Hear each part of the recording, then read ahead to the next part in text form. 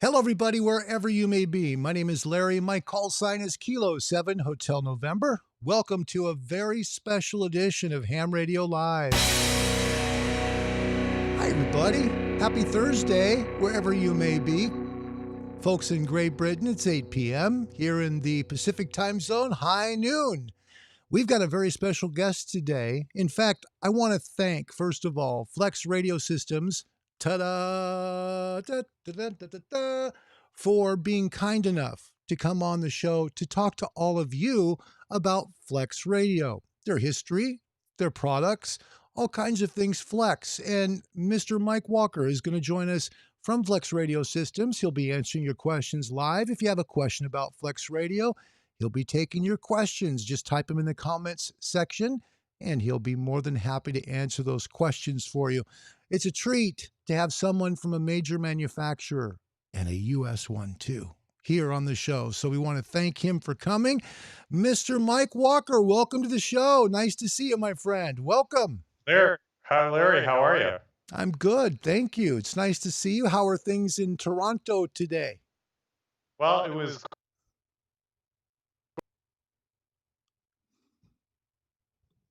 Oop, we got a little bit of a hitch in our giddy up, Mike. Hold on. Let me get rid of a million things that might be causing this problem. Not sure what they might be, but we will clear them up. Just a moment here. Just a moment, Mike. I know Mike is contacting us on his time, and this is important. I don't want to be messing up any feeds here with Mike, and if we need to, I don't want to have any issues here with them. This is too important to all of us. As you know, ham radio stuff is all closed. I mean, literally because of the coronavirus. We don't want to have that issue happen here where your, access to him is compromised. Mike, I think we've cleared it up on our end. Welcome to the show.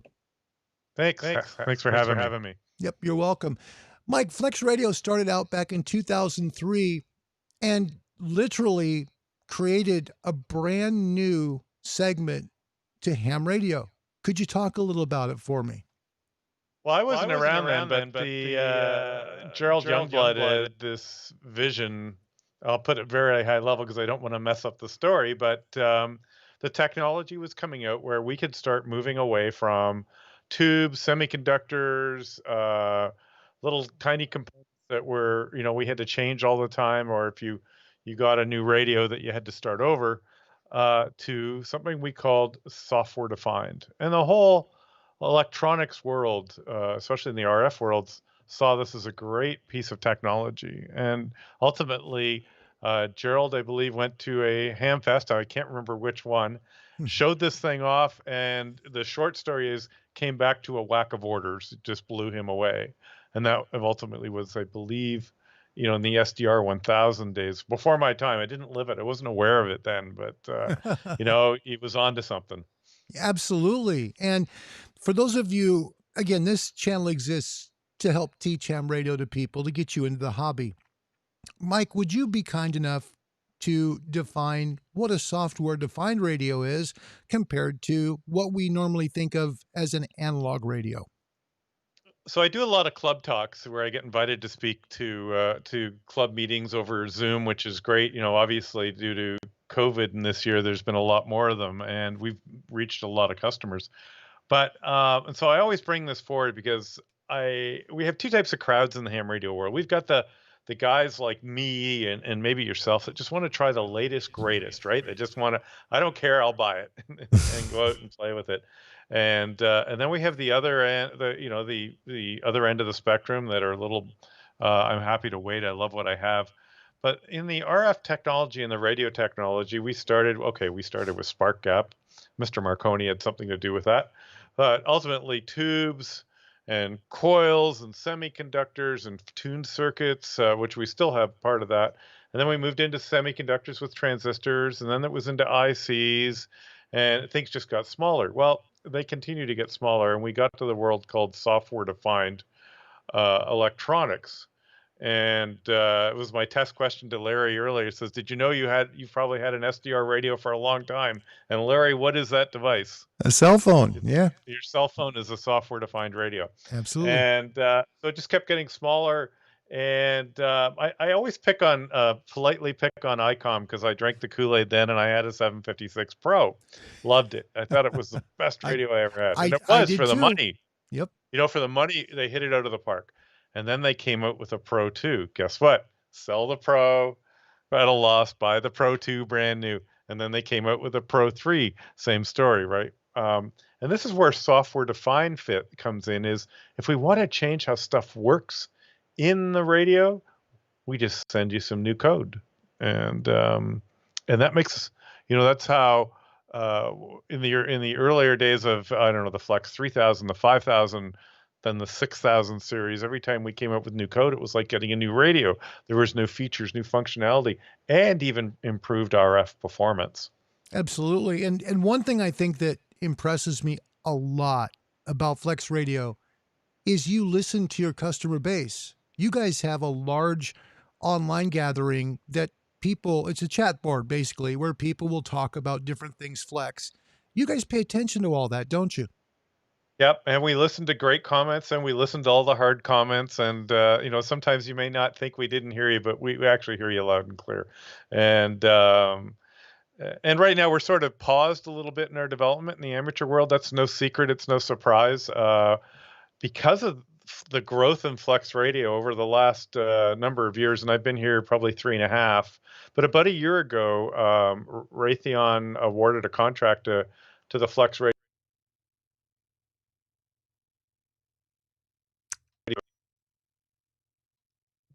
Just a moment, folks. I think we've got a little bit of just a little technical difficulties here in our feed with Mike. We'll work on that. Checking my equipment. Just a moment.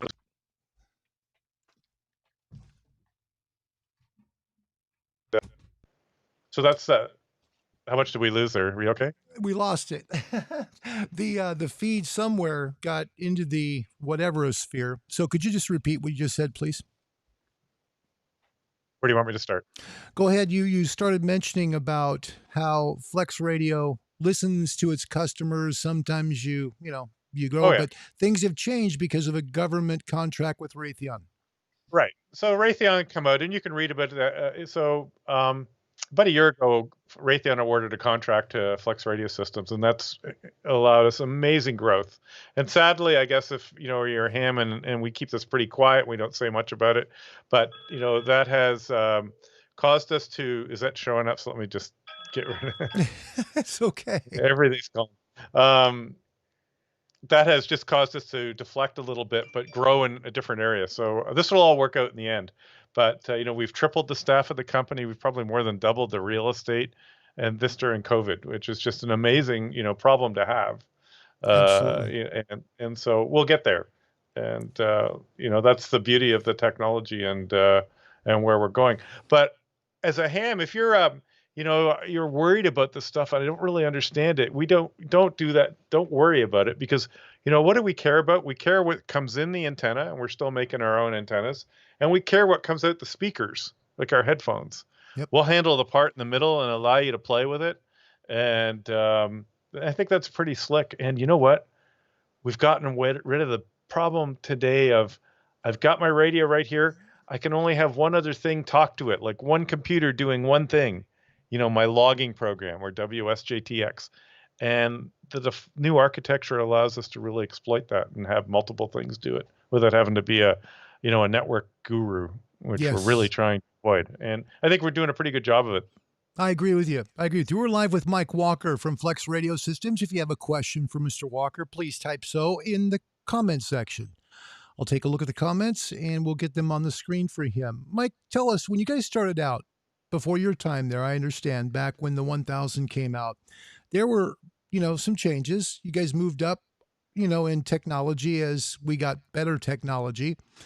That 3000 came out. That was a great radio, by the way. Great radio. Oh, I had one. Loved it. Yeah. And then the Signature series came out. Big, big differences. For folks that might be interested in getting their first ham radio, would you talk a little bit about that initial series of Flex radios and the difference between those and the current generation, the 6000 series? Sure. So if we go prior to the 6000 series, and I'll talk mostly about the 3000 the 1500, the 3000, and the 5000. That's where we really started to get known. If you have one of those radios today, you've got the RF deck, like the 5000, the big box, and that's only half the solution. The other half of the solution is the computer. So you really need a good, strong computer to process all that data. And whether it's a 1500 or the 3000 or the 5000. And that was great, but FireWire was always a challenge, and maybe even USB with the 1500 today. And we're seeing that, FireWire's done, actually. There's nothing else new hardware coming out FireWire. Probably the last vestige holding on to that, and maybe some audio stuff as well. But it was the only thing that can handle the streams fast enough. And so that all got changed, or that's why we came up with the 6000. And I have a chat with Steve Hicks on one of my channels regarding that change and how we made the move to the 6000 series and why. But it was good to get away from being so locked down into a super powerful, had to run flawlessly computer. It couldn't do with any interruptions from other things, otherwise it hiccuped. And that was sort of like, consider that sort of part of the development platform.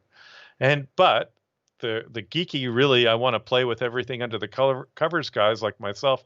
We could learn about what it took to really, more bins and more sample rates, less sample rates, speed. And, sometimes you just want to use the radio. And that's what came up with the 6000. And it's a fantastic radio. It's one of those radios, folks, that if you don't have a computer, but you want to buy it with a Maestro, you get your knobs, you get your buttons, you just got everything right there.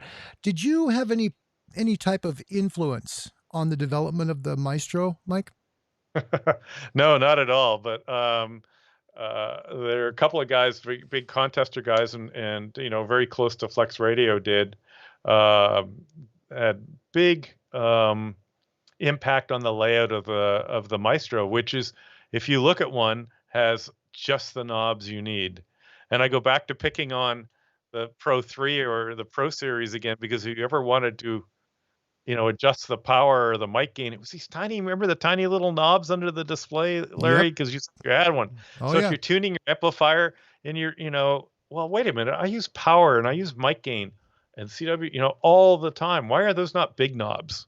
Mm-hmm. And that's why the Maestro's designed the way it is. It's got just the stuff we need. I'm looking at mine here. It's got 1, 2, 3, 4, 5, 6, half a dozen knobs, all well laid out. And I counted the knobs in an FT101 DX the other day because we were having this conversation. I stopped at about 70 knobs on the front panel, each one with multiple levels of shift.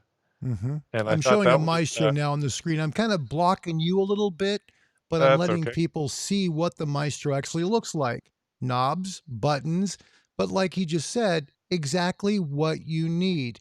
Mike, is there a limit to how many slices? And for those that don't understand slices, could you get into that real briefly with us? Sure. This is what a Maestro looks like. It will work with any signature series FlexRadio. So 6,000 and up, you can get this as an option, but there are 2 different Maestro units you need to get based on whichever radio you have. So Flex will help you with that. They're real good, but this is what it looks like. Mike, could you talk about slices a little bit and how many can the Maestro handle? So let's give you some definitions. So a slice is like a VFO. We're used to a main receiver and a sub receiver. The beauty of the Flex design, and the reason this works so well, is that the slice or the receiver can be anywhere in the HF spectrum. And this is why you can have one slice on 6 meters and another slice on 160 meters at the same time. And if you happen to have a common mode antenna that would do all those bands, you can do it with one antenna. Now, you and I know that's probably not the most efficient antenna design, but it's capable of doing it. And there's some tricks there. Larry said there's 2 different types of Maestros. There actually is only one Maestro, and it works with all 6000 series radios. I apologize. Now, we have an A and a B. There we go. And that's because of just production runs. And, there we go. Just to keep one. And, thanks for clarifying that. Yeah, no problem at all. And so the Maestro can do 2 slices at the same time. So I can have a main and sub, except they're both main receivers. And I could have digital modes operating on each one at the same time. I could be doing RTTY and sideband, or FT8 and JT65 on one and then the other. And this is not complicated to set up. The other cool thing was the Maestro is because it communicates by internet protocol to any device. Any of our devices, you can be local, in your house, or using our tool called SmartLink, which you get for free to connect to it when you're outside your house. And you don't have to be a network guru to set it up. We've made that as really, keep it simple, stupid for our, guys like me at times to make sure that it's up and running. So We're live with and Michael Walker, by the way. Go ahead, Mike. Sorry. I was gonna say, it's got a big display. It's 8 inches, and the first time I saw one a long time ago, I said, wow, am I glad they didn't make it small? So that, the VFO knob is huge. It's like this big around, right? So. Let me get you another picture of it here on the screen, folks, just to give you an idea. And you can see the hand there in the corner. Gives you a good idea of just how big that VFO is. You can do everything with your Flex Radio by using the Maestro. And you can carry it with you anyway. And the thing I will say about this photo, it doesn't do it justice. I don't know if any photo really does, because the contrast on the screen is so sharp. It's just so bright. Wow, it's just a neat product, and it's not very thick, not very wide. It's just the perfect size to fit on your lap, set it on the TV tray next to you. You can put it really anywhere. And if you want to, you can take it with you on vacation. You can operate your Flex Radio from it if you're in Hawaii and your radio's in Boston. I mean, it's a phenomenal device, just a phenomenal device. Not only that, you don't have to put your reading glasses on. There you go. Yeah, you and I think, might be share that in common, Michael. Yeah, absolutely. Yeah, well, I'm actually fortunate to be nearsighted. I don't have to wear them, but most of us do, right? So, so that's the beauty of having the device like the Maestro as well. So, yep. All right. Well, for new hams, analog rigs use crystals. Okay, crystals, they're tuned for frequencies, and that's how it works.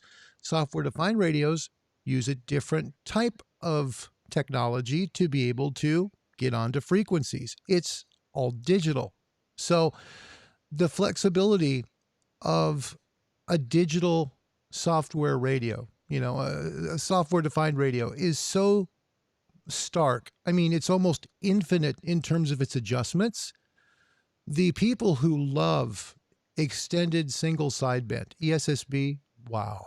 I mean, you can run it real wide on the TX side if you go onto AM on the proper frequency, and really make your sound just sound almost FM-like with a Flex Radio. It's just monumental. It really is. How have things been going since the coronavirus started for you guys, Michael? Have things been plugging along for you with production and everything? Well, we had to make some changes, but like everybody else, we had, there was that. Everybody's in Austin, Texas. I'm in Toronto, but in the first, there was that scattering. We just sent everybody home, and so all the engineering staff were all working from home. We were already reasonably well set up to do it, so it wasn't a big issue. And then the trick now was, manufacturing. And we use contract manufacturers to build, as most people do. You don't own all the, you don't want to be owning all that inventory to, have the pick and place stuff going on. So you contract people to do that, and assemble, and the stuff comes in and we ship it out. And then we sort of paused for a while. Now it's a blur now. I can't remember for how long, but we started to bring in, when Austin lightened up a little bit. You could bring in 1 or 2 people, and well, we actually have a couple husband and wife teams, so you could bring 2 people in to do a particular job, which worked out really well. And then people were coming in on off shifts. They would come in at, one shift would leave, they'd clean the place up, but they're still in today, masked and everything. And we had a staff meeting the other day, and they're flying, they're busy, there's lots of stuff going on, and our office manager, Dawn, and that doesn't even begin to describe the things that Dawn does. And if you've dealt with Dawn, you'll understand what I mean. So she's got this camera in the room, and I should have grabbed a screenshot on it. And it looked like, Kirk was calling the room down in Scotty in the engine room, and Scotty was staring into the camera going, it's the lithium crystals, Captain. They can't take it no more. But, she had her mask on, and people are working behind her, and it was pretty cute. That's great. I was waiting for her to say stuff. We're live with Mike Walker from Flex Radio Systems. If you have a question for Mr. Walker, he's only going to be here for a short time because he's got a busy schedule as well. Folks, you can do so by just typing your questions in the comments on this stream, and we'll make sure and get them over to Mr. Walker so Mike can answer them for you, okay? Mike, you guys came out with the 6000 series in what year? I think it was approximately released in 2013, 2012, 2013. They sort of announced it. If I remember correctly, the 6700 came out, like got shipped first. Mhm. So there was the 6300, the 6500, and the 6700. The biggest difference, 6700 was and still is our flagship radio. We still build it today, and it can do 8 slices of receivers. And I know, what do I need 8 slices for? I'll tell you what. The guys that have it Contesters. use them all. Contesters. Yeah, the contest. Well, actually, they're not. They're contesters use a couple. Yeah. It's the digital mode The FTA operators that guys. want Yep. to Yep. the FT8 or the moon bounce guys. I have a 66, and I was playing with moon bounce, for example, the other day on 6 meters, and I Fun. didn't know where these guys were going to show up, whether it was on one of four frequencies. So I started 4 receivers open with WSJT focused in each of the exact spots, Mm-hmm. and seeing if I could. I mean, I just wanted to see if I could hear a signal, Yeah, there you go. and Right. and so it just gives you this option. It doesn't mean you use it, and so the 63 has 2, the 65 and the 60. Let me back up. So this is in order. The 63 and 64 have 2 slices. The 65 and 66 have 4, and the 67 have 8. And there's a couple of other differences as well, but whether it's regarding bandpass filters, we only make the 64, 66, and 67 now. Very good. Very good. But All right. if you're on a budget, by the way, and you're thinking of maybe flipping over and giving us a try, if you can find a used 6300 that Perfect fits your buy. budget, Oh yeah. absolute perfect buy. Yep. I mean, you can buy those now, folks, under $1,500. A good 6300. I mean, I did, so I know. I'm speaking from experience. They're wonderful radios, and they're really intuitive. You don't need to be a technical wizard. Like, some people get nervous when they see maybe a box that hooks up to a computer that you control from your computer screen and think, oh no, this is going to be way outside my comfort zone. No, they help you every step of the way. Simple to use these things. And what I loved about mine was just how you could, if you want the pan adapter screen zoomed in, you can zoom it in. If you want to bring it out, see more of the frequencies out there, you can do that. You can pull all kinds of different bands on the frequency screen, on the screen at the same time. I mean, think about that. 7 different receivers. Okay. You can watch the activity on 7 bands. I mean, gosh, you got like a veritable radio kingdom there. That's amazing. So Larry, let me ask you a question. What was the first thing you noticed when because the first thing you do, you're going to bring up one receiver, you're going to go to 80 or 40 or whatever your go-to band is. What was the first thing you noticed in the first couple hours of operating, of what you heard? What I liked about it was, as I've told on the channel before, one of the first radios I had, in fact, it was the first radio, I got fatigued listening to it. I never got fatigued. I could listen to the audio in a way that I could control the way it sounded, and it was pleasurable. But the other thing was I couldn't stop playing with the dang screen. There's so much you can do with the screen and see the band, and man, it's just a fascinating thing to look at. I mean, if you've never seen a Flex radio, these are the originators of software-defined radios. These are the trailblazers. They're the ones who invented the product. So nobody knows more about SDR than Flex, and they've been doing it the longest. You said exactly what everybody says. It was easier on my ears, and that's part of the technology. And that's actually not noise reduction. That's actually just noise suppression. What we do, by the way, in static crashes, the great thing is have a guy listen to a radio on 80 meters in the north Yep. in the summertime. Yep. Noisy. It's noisy. We get lightning and static crashes and whatever. And of course we can see them on the waterfall, but we hear and any other super het radio today, you're listening away. You've probably got the gain turned down a bit, or if you've even played with it. Mm-hmm. But you'll look at the S meter and there'll be this strike, and the S meter goes clang all the way over, and you wait for it to decay. Yes. Yes. You've missed about the next 9 words. So in our design, and this is something you can't turn on and off, it's just there. We have this what we call the fast attack AGC. So, or automatic gain control. The lightning strike happens, the gain on the receiver in the front end turns the gain way down within 10 milliseconds. Okay. Wow. The lightning crash goes away and turns the gain right back up within 10 or 15 milliseconds. And this is why you notice it's quieter. Wow. It just happens so fast. So I listen to a lot of low band nets, my friends here in Ontario, whatever. And the number of times I hear, sorry, I missed what you said. The static crash took you out. No, there was a static crash. And I go look at the waterfall, and there's a line, a horizontal line, users will know what I mean. And it's just, and that alone, without playing any noise reduction or anything else, is just worth it. I like doing contests. I got Secure Worldwide coming up. I know. Excited, hours. Right? Are we excited? Yeah. Come on. Don't have that headache. We're excited. Yep. And I'll probably do it all by the way, we haven't discussed remote. My station's 100 miles away. Perfect. What are you running for antennas? I'll run I have a lot, actually, because we have a cottage, so I have a fair bit of real estate, but a lot of wire antennas, because wire's cheap. I love wire antennas. Hey, I tell people all the time, Michael, on this channel, because they're starting out, because they think, well, gosh, I can't afford a vertical, because when we think radio, we think tower. Wire antennas, folks, are really great antennas if you buy them right or if you build them right. They can be phenomenal, and you can work the world on one. So what Mike just said is very important. Wire antennas are really, really good. Really good. Anyway, I cut you off, Mike. Go ahead. Oh, that's okay. So I'll brag a minute. I finished 111th in my class in the world for WPX in March. So I think I operated about 18 hours, which is not, a lot. My antennas are, and I'm fortunate to have tall trees. So I make use of tall trees, and I use a drone or a potato cannon or an air cannon to get something over top of the tall tree. So I've got a 160 meter inverted L. Okay. That's a trip to Home Depot and a spool of wire. Yep. Right. 14 gauge house, whatever's on sale.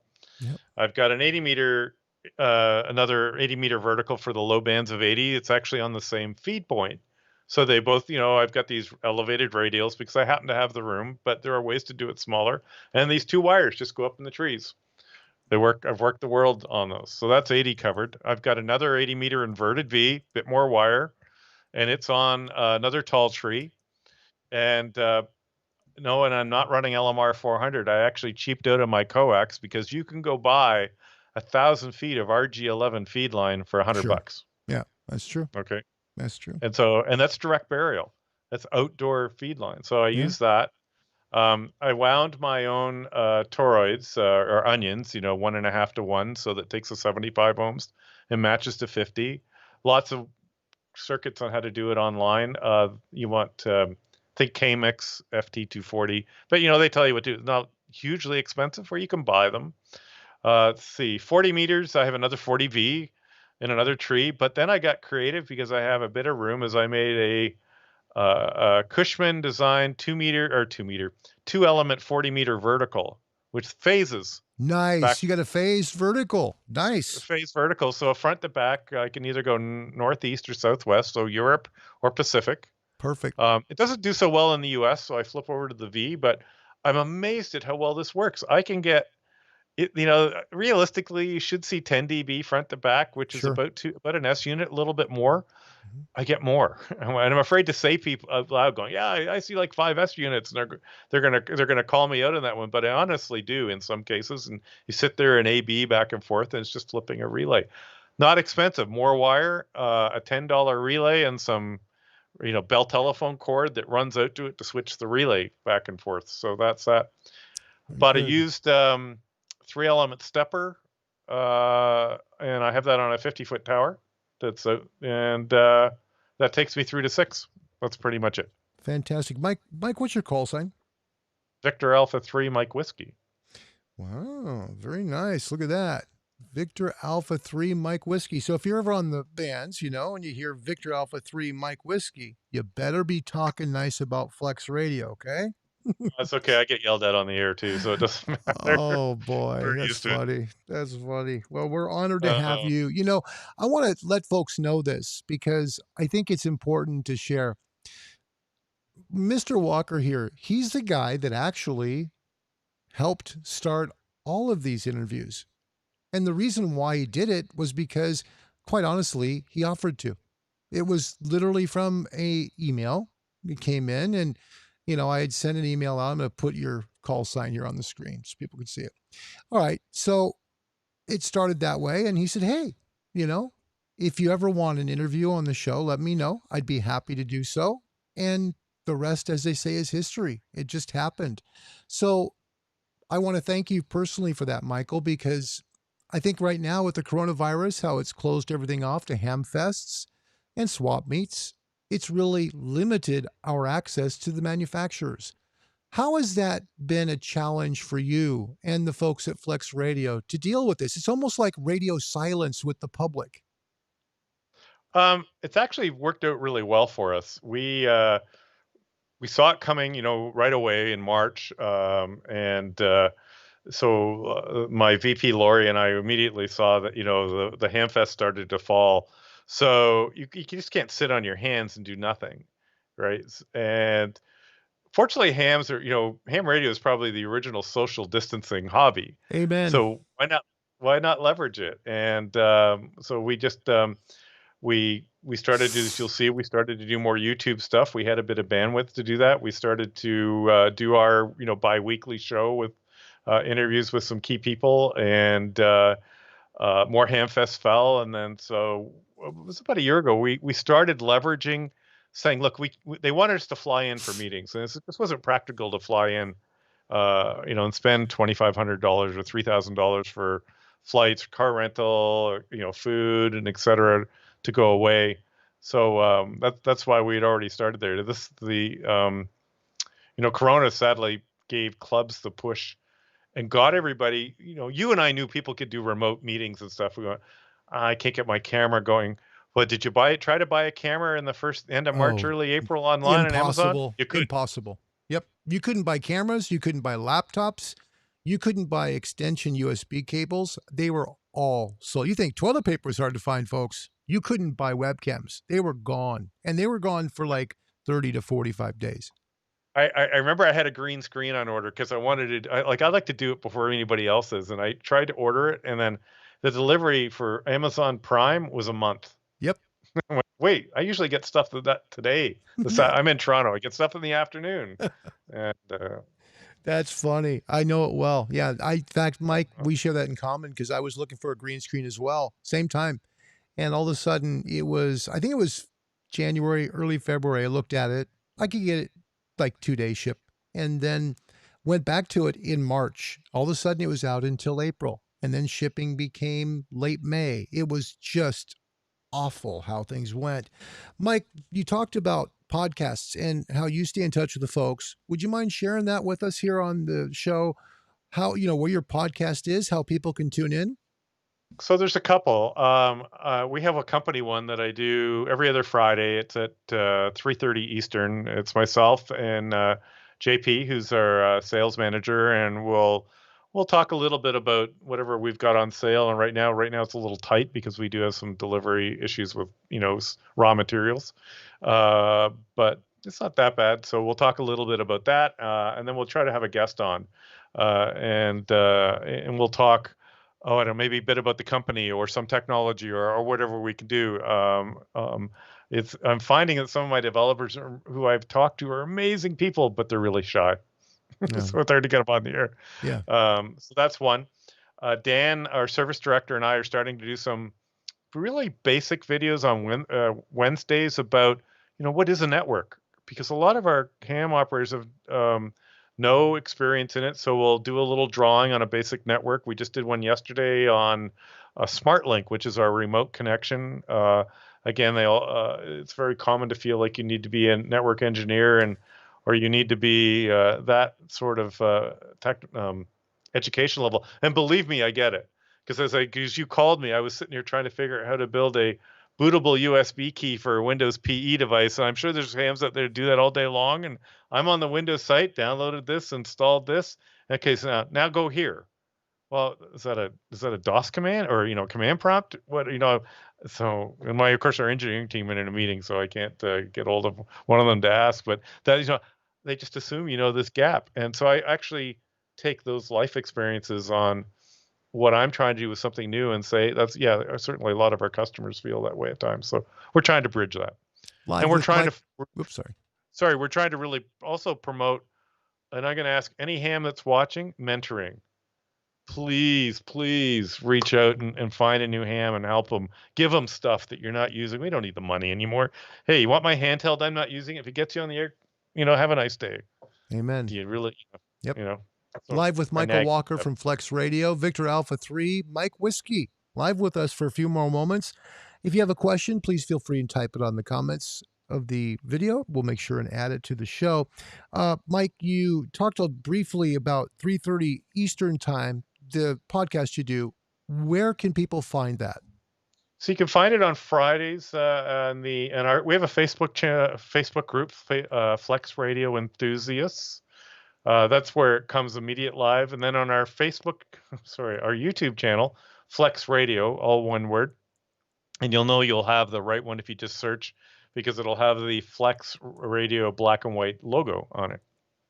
Very good. All right, so that's 3:30. Is that every other Friday, Mike? Every other Friday, generally, yeah. Sometimes other things happen, so like that. Like that. There you go. Speaking of Dan. So 3:30 Eastern, folks, on YouTube. Look for their podcast. It's on Flex Radio on YouTube. Okay, one word, right, Mike? Yep. One word, all one word. Don't separate them. Flex Radio. It's on YouTube, and they'll have their logo there. Their logo's on the microphone. Look at the logo. There you go.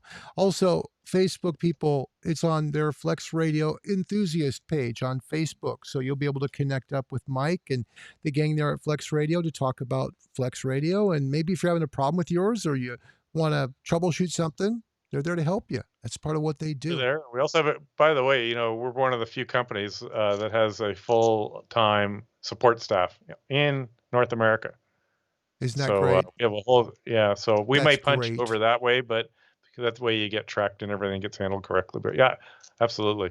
I think that's wonderful. Again, American company, folks. This is a company from North America that has literally started a brand new, not niche. This is not a niche market. This is actually a full-blown type of radio, a brand new technology, which, by the way, the quote-unquote Big Three have all adopted now into their own radios now, because Flex literally changed the market with that first 1000. What a great thing. It really is. And when you think about radio and you think about, I grew up with radio. I loved it because of the DX capabilities of medium wave at night. That's what got me into it. From there, I was hooked. Went to short wave, heard some weird distorted audio and was like, what the heck is that? Found out it was a ham broadcast. Got a different type of receiver, was able to get that cleared out, and there it was. So was able to clear it and make it good. Now, for those that heard Michael a moment ago talk about nets, I want to make sure you understand, for the new people that come here for the lessons that we do to help you pass your exam, he's not talking about ham radio nets. He's talking about networking in terms of your home internet. Okay, he's talking about, your electrical devices, your Wi-Fi, things like that. So ham radio nets are different than what he's talking about. Ward Dixon, California, thank you for being here. We're glad you are. Welcome to Daniel, Kilo Charlie 1, Mike Romeo Zulu. Good to see you. If you have any questions, we've got just a few more minutes here with Mr. Walker from Flex Radio. Mike, tell me maybe a story of one of the most memorable experiences you've had at Flex Radio, something that really just impressed you about the company.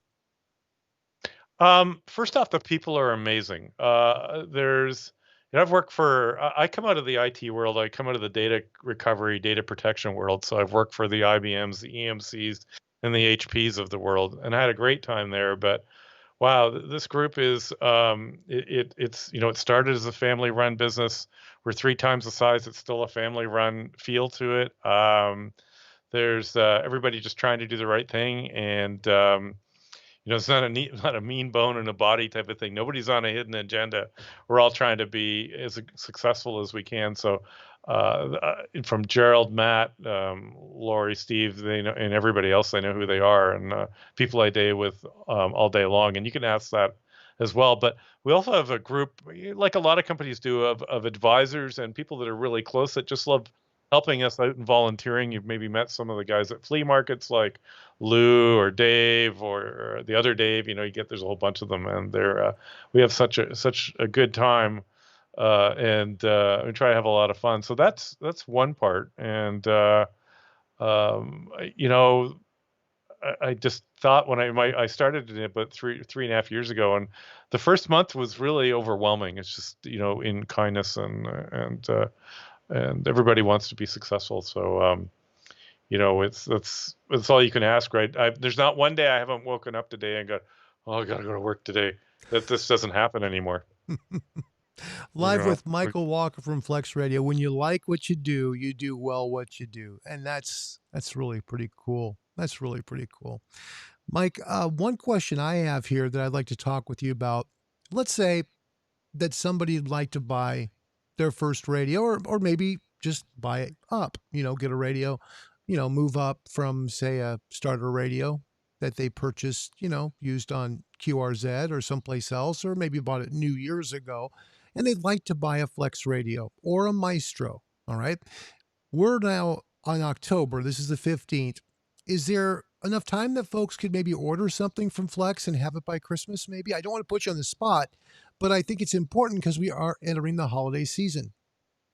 We hope so. Some of the stuff we're okay on. I have not been that close to the manufacturing group this week to understand where they are, but you brought up a good point. So there's a couple of things that we do differently. First off, you can buy a Flex Radio, try it for 30 days at your station, in your home, on your bench, on your antennas, on a Saturday morning in peace and quiet or a Sunday night for a month. And if you don't like it, we'll give you your money back. All you have to do is ship it back to us. That's all, and do we get returns? Absolutely. Do we get many? No. Not many. Now, what ham radio company offers that? That's phenomenal right there. 30-day in-home trial. You like it, you keep it. You don't, you give it back. No questions asked. Well, they may ask you why. But, I always ask why. Yeah, but you're not going to get a whole bunch of garbage back saying, oh, no, well, try this or do that, or no, we're not going to take it. Yeah, and I've had a Flex Radio. I purchased it used.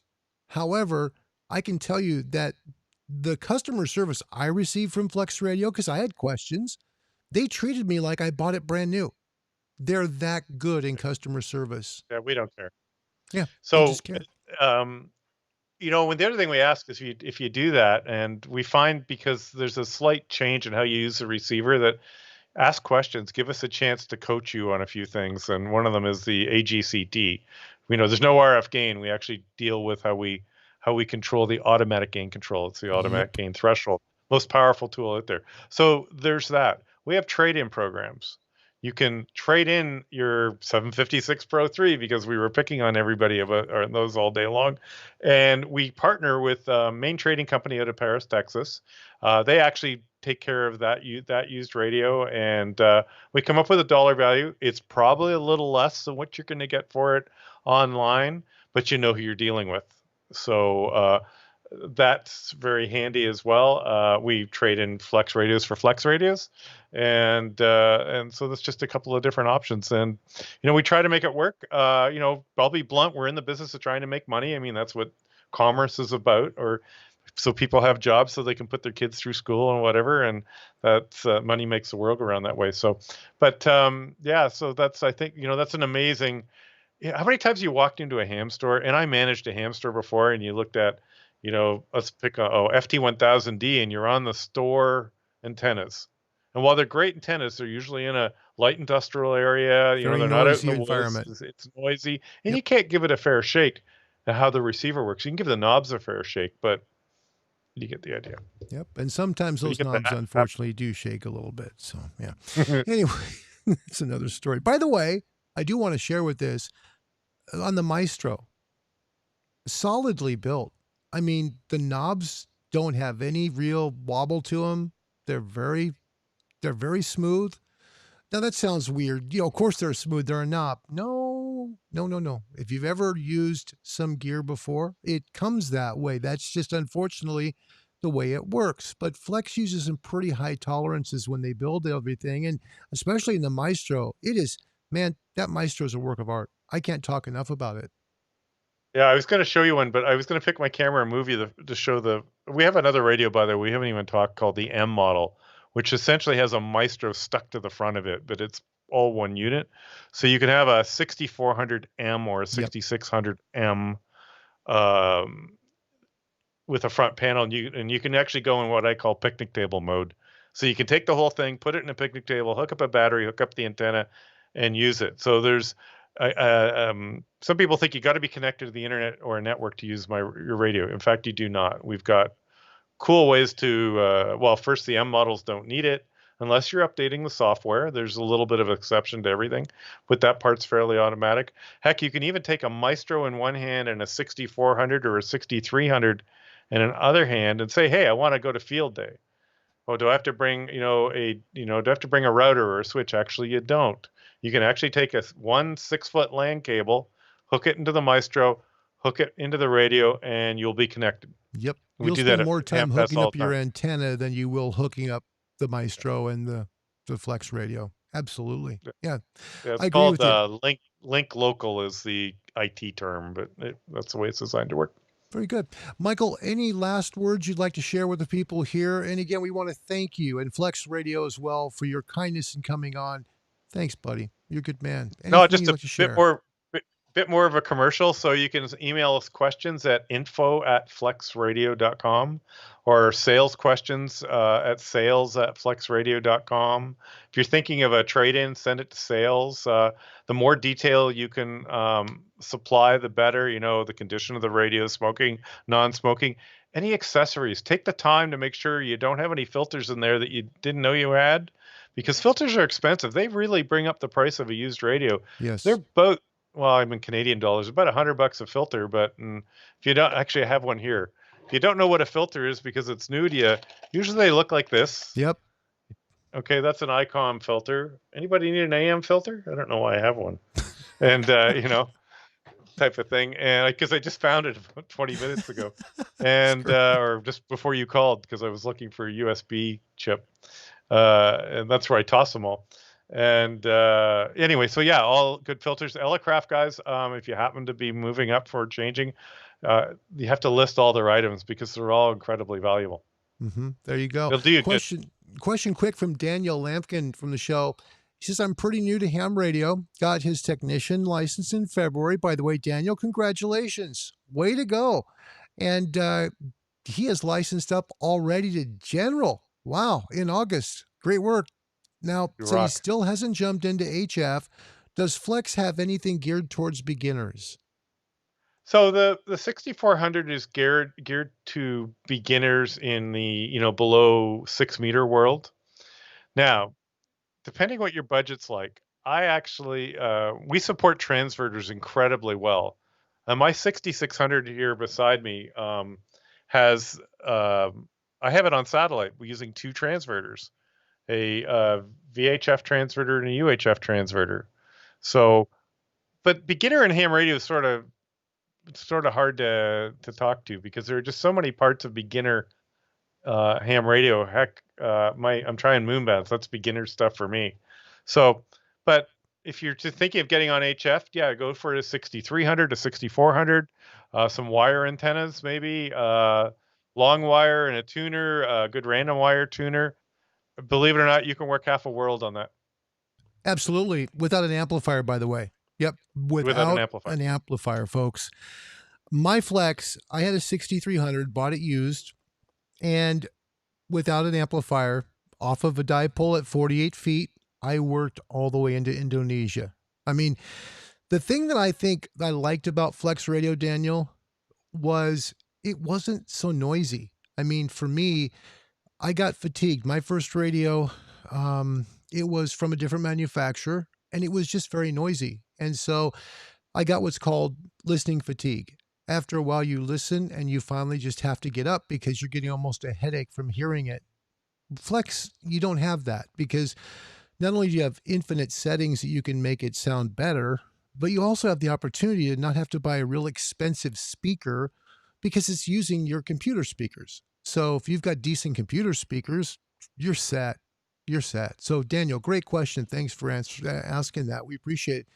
If you have any other questions, Daniel, please pop them in real quick because we're going to get Mike and cut him loose because he's got a busy day today. And I bet he's looking forward to DX Worldwide. What are your hopes for DX Worldwide in a couple weekends? Well, I haven't even gotten to that yet. So it sort of depends on the weather and whether, as I said, our place is at the cottage.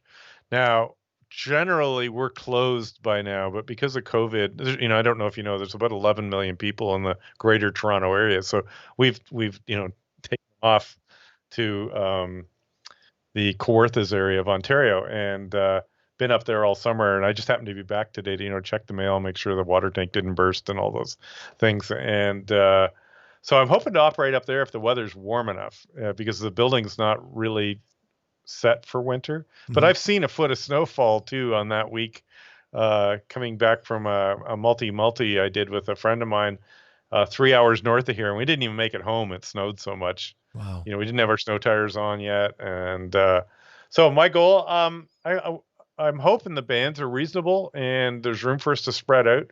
If it doesn't open past 20 meters, CQ Worldwide becomes a real slugfest type of thing, and it's just about antenna and power, right? You're just gonna have to be louder than the next guy.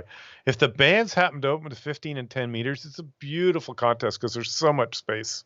Yeah. And we're rooting for sunspots right now. We're rooting for the sunspots. forecast doesn't look so good, but I'm hoping it's wrong. You're right. You're right. Michael, thank you for joining us today on the show. We appreciate it. And more so for your time. Thank you very much. We do appreciate it. Thanks, Larry. Yeah. For ham radio operators who would like to get into ham radio, Flex Radio Systems was the company that pioneered the software-defined radio. And in doing so, they've literally changed the way the market works. They really did. And I think it's a phenomenal story. It's really a powerful story about how the little company that could did. And they have just grown from there. So, Mike, thanks for joining us. I'll wrap this up with the folks. Thank you very much, everybody, for joining us on the show today. It has truly been my honor and privilege. I want to thank you for all of your questions. I want to thank you for your time. If you're looking to take your ham radio test, the next show will be covering the general exam here in the United States. The general exam has 35 questions. You must get 74% to pass. We're going to get you over the finish line, so you stay tuned, all right? Thank you to Michael Walker and Flex Radio for joining us. Until next time, God bless you. Thanks for watching the show. We appreciate you very much being a part of Ham Radio Live. Goodbye, everybody.